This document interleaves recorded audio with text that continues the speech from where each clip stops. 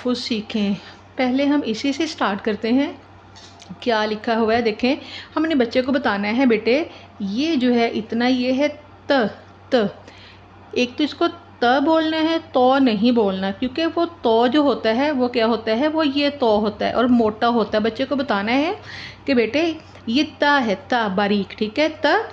अब देखें ये जो अलिफ जैसा बनाया है ये यहाँ पे उन्होंने लाम बनाया है। बेटे कभी भी अलिफ हरूफ के साथ मिलके सेंटर में नहीं आता, दरमियान में कभी भी अलिफ नहीं आता, हमेशा अलिफ स्टार्ट पे होता है, ठीक है, या एंड पे आता है, वो भी दूसरे हरूफ के साथ मिलके, कभी दरमियान में अलिफ नहीं होता।